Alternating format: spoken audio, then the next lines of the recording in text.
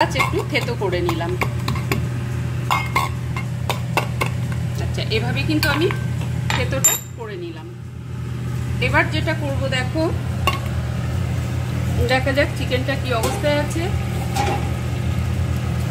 আচ্ছা, জাস্ট এখন কষানো হবে।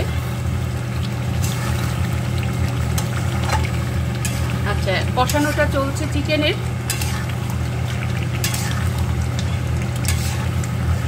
আচ্ছা, এই অবস্থায় কিন্তু আমি দেখো এই এলাচ গুঁড়োটা একটু ছড়িয়ে দেব।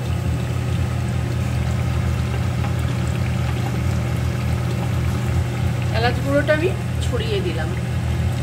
এবার কিন্তু আমি দেখো খুব ভালো করে কিন্তু কষিয়ে নেব।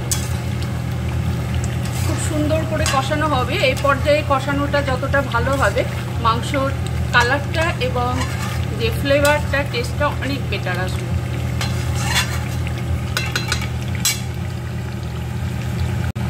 আচ্ছা, এই পর্যায়ে আমি চিকেনে দিয়ে দেব মিট মশলা। দেখো, মিট মশলা তোমরা তোমাদের পছন্দ মতো ব্র্যান্ডের নিতে পারো এবং অনেকে ইচ্ছে করলে এটা বাড়িতেও বানিয়ে নিতে পারো। আমি অনেক সময় যেটা করি সেটা হচ্ছে বিভিন্ন উপকরণ দিয়ে কিন্তু আমি তোমাদের সঙ্গে আগেই শেয়ার করেছি, আমি কিন্তু বানিয়ে নিই। দেখো, এখানে মিট মশলা দেওয়া হলো।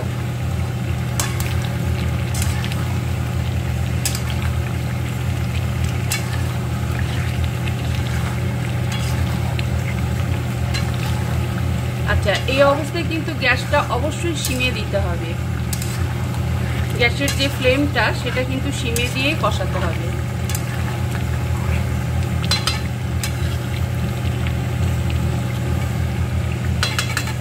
আচ্ছা, এবার আমি একটু ঢাকা দিয়ে দেব।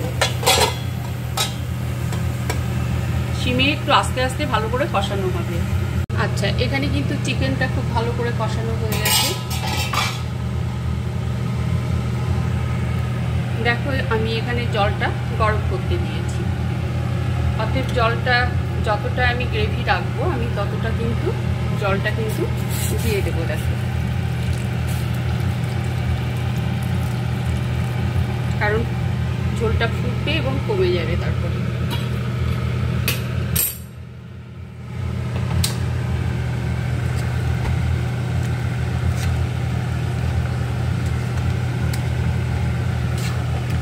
আচ্ছা, এবার আমি ঢাকা দিয়ে দেবো ফোটার জন্য। আমি জাস্ট একটু গ্রেভির জন্য জলটা দিলাম, গরম জল।